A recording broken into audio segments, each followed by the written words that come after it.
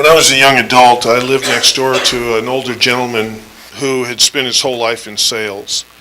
And when I met him, he was selling cars, but he had sold almost everything.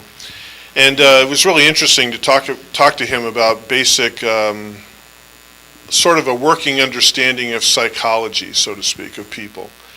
And I was asking him one day, I said, what do you think is the most difficult person for you to deal with in a sales situation? He said, oh my God, he said, when I'm on the car lot and he said, I see someone walk on who's a pipe smoker or a cigar smoker, I hate to see those people. And I said, why is that? He said, because they think too much. He said, I go to make my sale, he says, I only know so much about these cars. I mean, we have all kinds of different cars in the lot, and I try and get to know things, and so I try and tell them as much as I can, and so they'll listen to me, and then at some point they pull out the cigar, the pipe, and they just stand there looking at that car. I don't know what to say after that. Or I give them the contract, and I explain it to them, and then at some point they pull out the pipe or the cigar and they light it up and they just seem to sit there and look at it. He said, I don't know what they're thinking about.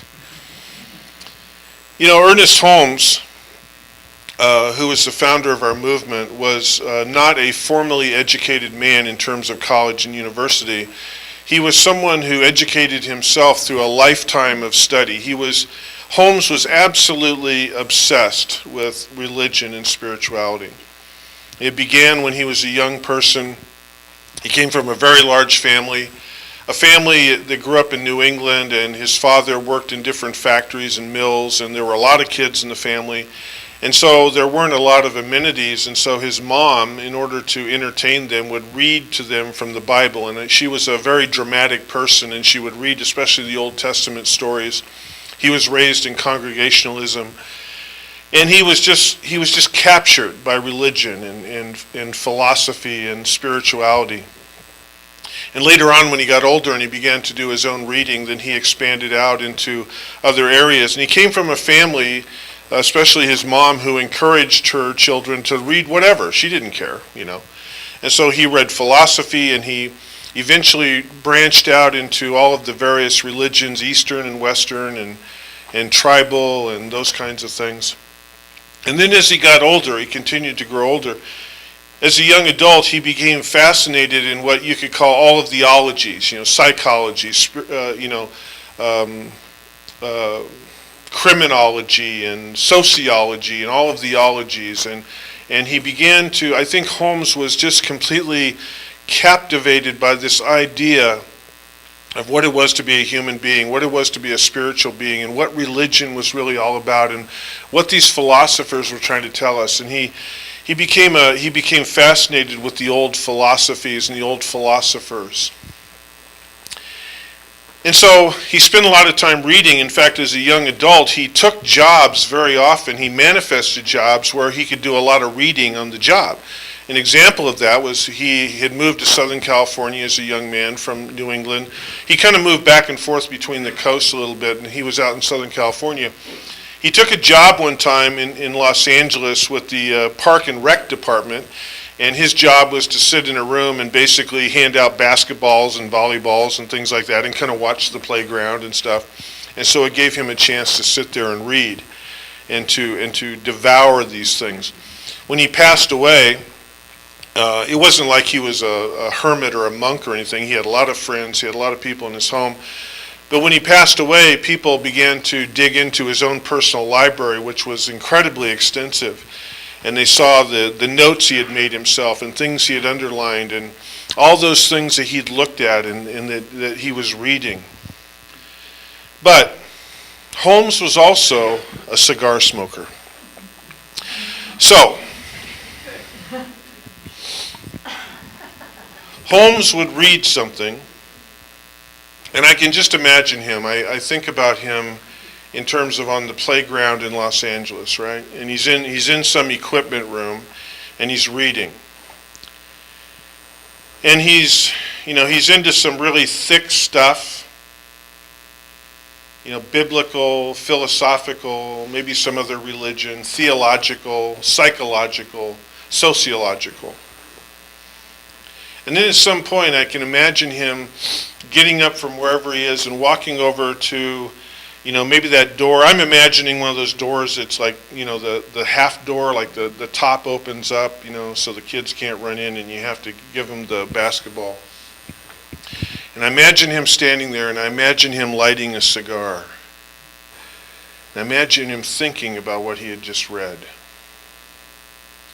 I imagine Holmes, we know that he loved the ocean. He lived in Southern California. He grew up around the ocean in New England. And he loved the Monterey area, and that's why our conference for our philosophy had been held in Monterey for years. And they talked about Holmes walking the beaches off of Silomar there. And again, I can imagine him maybe with a friend, and they're having a conversation, because Holmes, just absolutely, he could talk spirituality and religion all the time. He loved it. He loved the question of it. He loved the debate of it. He loved the argument of it. He loved the ideas of it. And I can imagine him at some point, maybe on his own, looking out at that ocean with that cigar and thinking about what he had thought, what he had read or discussed. In fact, for a lot of you who have dug into Holmes in terms of his books, I would encourage you to read, because very often, this is true of me too, very often people have said, oh my God, I get into these books and they're so heavy and thick, and he seems to say he seems to say something over and over again. I would suggest to you that you imagine him with a cigar. Because what's happening in his writings is Holmes is taking his ideas and he's distilling them down. He's taking all these ideas and Holmes believed, and I think as all the great spiritual teachers believe, that one of the reasons it's so great to grab a hold of a spiritual practice or tradition and to spend some time with it is because over time, over the years, over the months, over the hours, over the whatever we spend with it, there is a distillation that comes about. There's a simplification of all these incredibly complex ideas. The simplification, the distillation, the quiet. I was reading this week Holmes' ideas about love. And there's one section of his Science of Mind book where there are 3 paragraphs. It's under the heading of love. And he's talking about, something in the Bible caught his attention. I think it's in the book of John about love. And I sat there and I read these 3 paragraphs. They take up about a half a page. And I could see him sitting there with that cigar. And the reason is because in John it says, he that does not know love does not know God. And so Holmes looked at that. And see, Holmes by this time had developed the idea that I embrace and that we in this teaching embrace, that God is not a person, that God is an energy, God is a force. God is that particle that is in everything. It is an intelligence. It is what is behind, very often Holmes writes, the invisible behind the visible. And so when you read John and it says, the person that doesn't know God doesn't know love, and so it sounds very personified, and I imagine Holmes with that cigar going, oh my, what does this mean? And what's interesting when I read these 3 paragraphs, he starts off there and he meanders around. And in the 3 paragraphs, and they're not very big paragraphs, I count about 4 or 5 times where he says, love defines a description. Love defines word. And yet he's writing a book. Well, that's a tough spot to be in. I mean, what else do you have? Love defines word, defies word. The person that doesn't know love doesn't know God. So, with his cigar and with his distillation and with his contemplation, he comes down and he says, okay, as I look out at the world, so now he is following the direction of one of his heroes, Thoreau, one of the transcendentalists. Thoreau, who went to Walden, who left the books behind, who left the ideas behind, and went to Walden for the distillation to take place. And while he was at Walden, took a look at nature and said, how do I see God? How do I see all of these ideas that we read about in philosophy and religion? How do I see them come forward? And so Holmes gazed out at the world and he makes a statement. He said, life responds to love. Life responds to love. Holmes said, love seems to be that givingness that shows up. If a seed of some kind goes into the soil and begins to come up, and what does it requires? Water and food and air and sunlight. And Holmes says, God provides that. And so God is a giving force. And that plant responds to that. And Holmes, in this paragraph I was reading, kind of talks about the idea. He says, I see life respond to love. I see people who love plants. I see those plants respond to them. People who love animals. I see those animals respond to them. Animals who love people. I see the people respond to the animals. I see children respond to the love of their mother.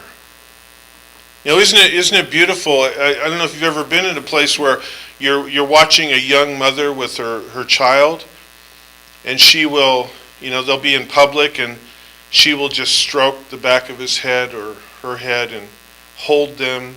The child comes close. There's no words there. There's no concept. There's no philosophy. There's no great Greek philosopher that talks. It's there. And Holmes standing, gazing out at the world with all these ideas, what distilled down in him is that life responds to love. And love is a givingness. So Holmes' idea is about this idea that, God is in all of us, and so it takes him back to his original question. Well, if God's in all of us, if God is in everything, then what's really going on here? Why does life respond to love? And so he takes the next step and says, because life responds to God.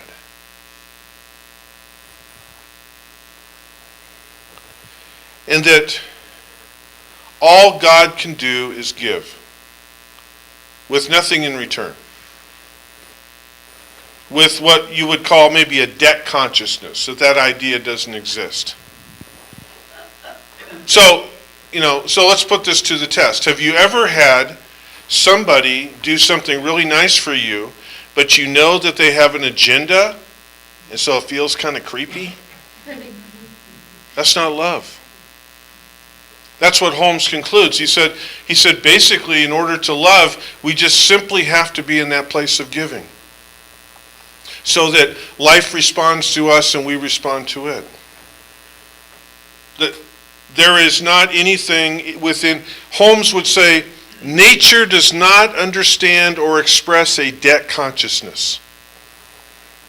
A flower doesn't come up hoping, if I'm pretty enough, will you take me to the movies?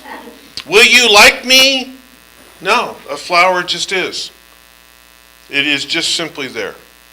It simply gives. And so, when you looked at this quote in the book of John in the New Testament, where it says, a person that does not know love doesn't know God. It's this idea that if we are not in a place of expressing love or understanding love, how can we understand the power that we call God? Because God simply gives. Now, what's really interesting about Ernest Holmes is that he was born in the latter part of the 19th century. And so the Civil War was still kind of lived in the air. It was very recent history. I mean, Holmes grew up, probably every day of his life he saw Civil War veterans. He probably went into homes where there were, memorials up, pictures, and those kinds of things of the people who were no longer with us. And he grew up in an America where the South and the North were still very much healing over the war. And Holmes looked at what it takes to wage war, what it takes to create war. Wars don't just drop down out of the sky. They are created. They are waged. They are mobilized. I mean, think of the things that go into war. The treasure, the manufacturing to produce the weapons, the people who design the weapons, the people who are recruited in, the strategies, the treasure, the time, the energy, the politics.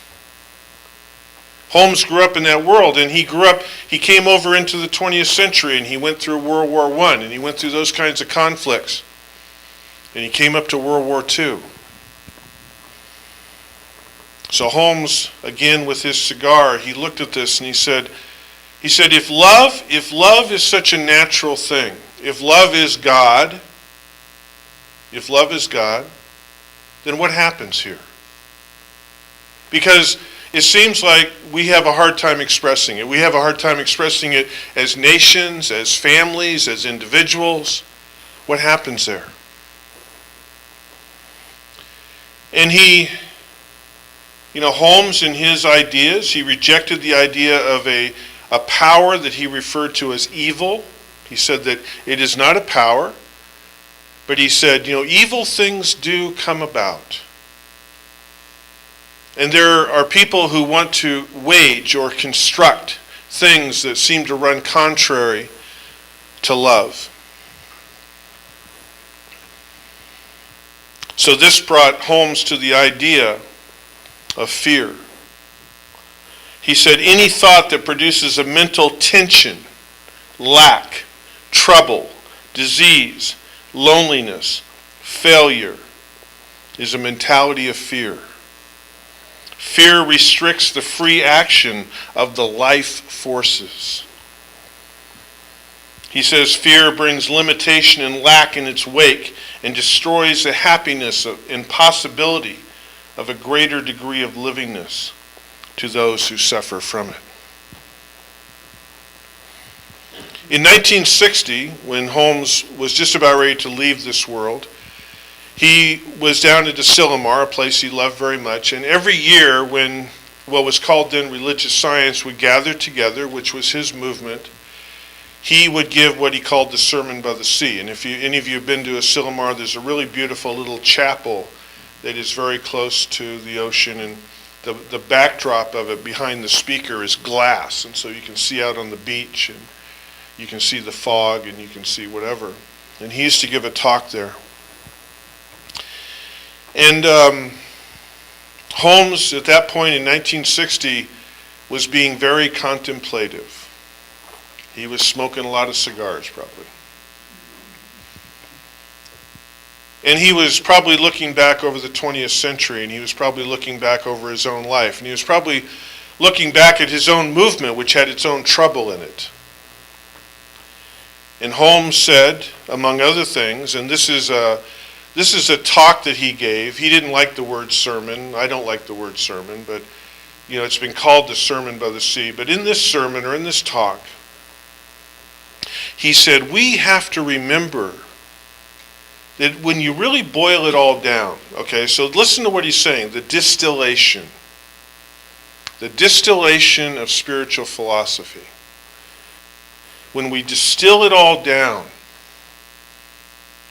he said the secret to what happens in this world is that ultimately we are always for something and we are against nothing.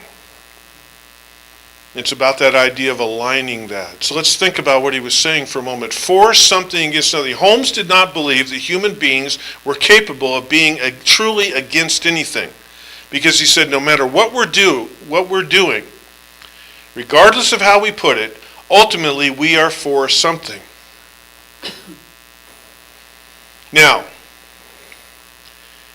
in the 1940s, the late 1930s, early 1940s, Holmes was part of a movement that we don't hear much about in this country, and that was he was not in favor of war at that time. And he was involved in some demonstrations in Southern California, not to be against war, but for the idea of creating peace. And basically what they said was, this movement, and he was part of it, was, look at what's happening in Europe, okay? Is it possible that we can create something else? Is it possible that we can take on this world's problems with the idea of creating something besides conflict? Because Ernest Holmes had seen what it takes to wage anything, to construct something, the time, the talent, the energy. See, Holmes believed that, in order to construct a healing, in order to construct something in our life, we are required to mobilize. We are required to create it. Holmes was very much in the idea of creation, which is the piece I read for you this morning. He said creation takes belief, it takes commitment, it takes faith. It takes to mobilize our resources. Because again, when Holmes looked out at creation, he said that when that plant comes up out of the ground, there is a complete, distinct place where all of the resources needed come together and create that living thing. And the same is true of us. In other words, if we have a conflict in our family, we have to say, what are the resources I can bring forward in order to bring about peace, in order to bring about love? He said, love is no different. But guess what? In the late 1930s and early 1940s, there was no faith in love. People did not look at that situation and say, we can change this with love. They said, we can only change this with war. And that's what Holmes was pointing out. He said, if we, depending upon the world you want to show up, then you have to put the mental resources, the physical resources into what it is you want. Do you have faith in love? Do you believe in love? Is love part of your belief system? And so in 1960, and by that time he had seen Korea, in 1960 he stood up and said, we must be for something. And whatever it is, we must be all in. Because when Holmes said life cannot be divided against itself, basically what he was saying is intention cannot be divided against itself. We must be all in. I don't know how many of you, I don't know how many of you have ever changed something in your life. I mean really changed something, like smoking, or alcohol, or a marriage, or a career. Are you all in? Oh God, yeah. You got to be all in. I remember when, one of the things in my life that was really big was smoking for me. I loved it. I was into it. I know I put a lot of tobacco executives' kids through college, and cigarette lighters' kids through college, and ashtray manufacturers' kids through college, and air fresheners' kids through college. And so when I decided to create health,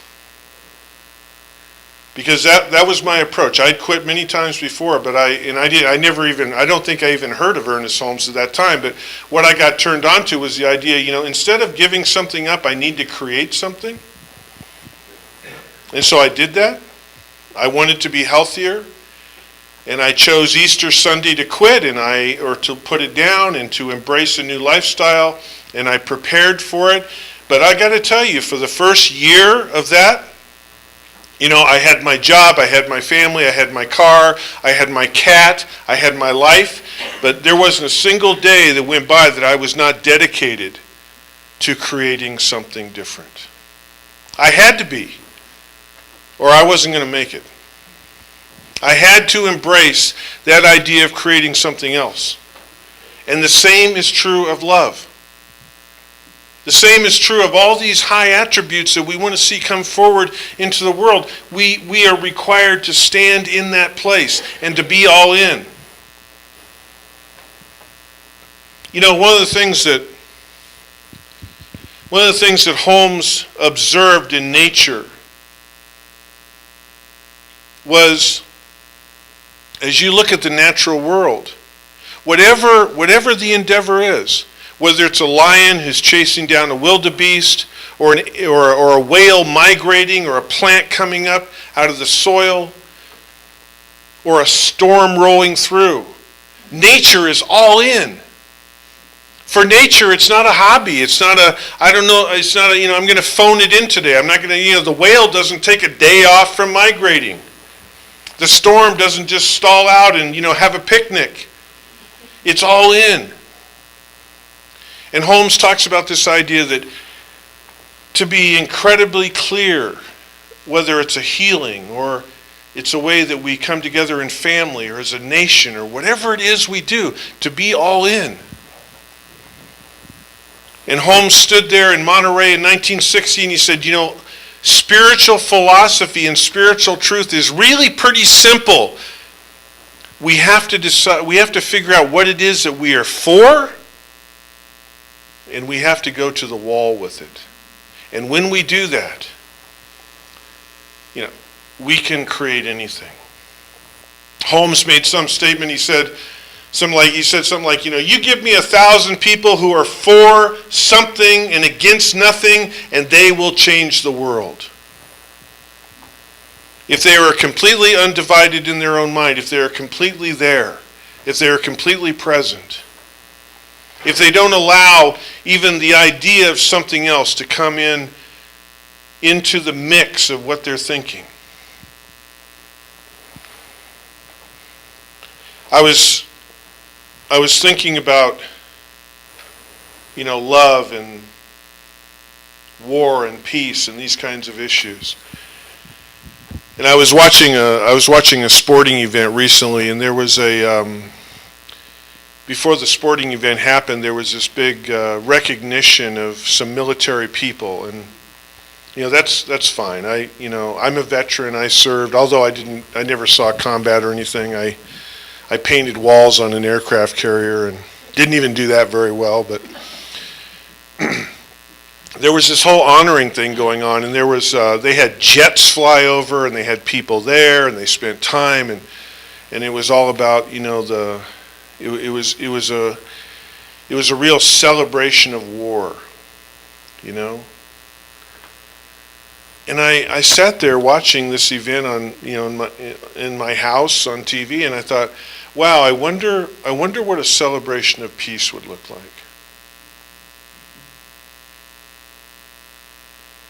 And here in the West, you don't see this so much, but like in the East Coast, and if you ever go to Europe, oh my God, the marble that's around that celebrates war. The statues. Every town in the East Coast, I swear, they got a square somewhere, and they got some general you never heard of, right? And they have these ornate cemeteries, and they have, all this stuff, and I'm not disparaging veterans or anything, but I thought, how often do we see a monument to peace? How much marble has been used for peace? How many celebrations? How many holidays? It's interesting, we celebrate kind of those individuals, Jesus and Buddha, we kind of celebrate them, sort of, kind of, But how much are we all in with our resources around the idea of love and peace? And I look at my, and then I take this into the micro part of me, and I say, okay, my family, my relations, the people I work with in my life, in terms of the idea of love, am I all in for that? Or do I get caught up in the drama of judgment and what's wrong, and they don't like me, and I don't like them, and who do they think they are, and they don't like my clothes, I don't like their clothes, and I can't believe they drive that car. That's not being all in. It's not being all in. Because one of the things I love about the recovery movement is there's this whole thing, the recovery movement, it's called 90 meetings in 90 days. So supposedly when you become clean, and if you're into the 12-step program, it's like 90 meetings in 90 days. What does that mean? You're all in. Where do you got to be today? I got a frickin' meeting, because this is what I do, And I love that idea of being all in. Resources, time, talent, the way we talk, the way we think, where we choose to spend our money, how we choose to spend our time, what we read, what we watch on TV, the movies we go to.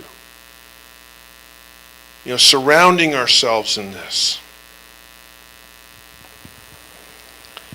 I think about this coming year, and what am I, if I want to be a spiritual being, if I want to love, if I want to live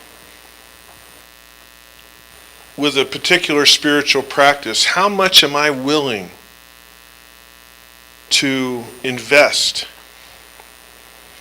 I work for a program. I worked for Solano County, and we did this drug program. And the guy I worked for was amazing. I mean, in some ways he drove me crazy, but in other ways he was amazing. And we were starting a drug program with clients that we never had. I mean, we were just going in the dark, man. I mean, Solano County ordered us a pile of binders for programs and said, go do it, right? So we go and we're trying to figure this out. And then one day the client showed up. It's like, oh my God. So we're dealing with these people and trying to figure this thing out. And I was talking, two of us were talking to my boss one day, and he was saying, well, how are you guys doing? What are you figuring? What are you doing with this? And I said to him, well, God, I've been losing a lot of sleep lately because I'm worried. I'm trying to figure this out, and I'm trying to, And he said, that's really good. I said, why? He said, that's the investment you're making in success. He said, that tells me you're all in. I thought, wow. And what's interesting about him is sometimes he was a guy who would show up to work at 3 or 4 o'clock in the morning. And we would ask him why, and he'd say, because. He said, there's stuff I got to figure out. There's stuff I'm thinking about. He said, I am into this. This is what I'm into.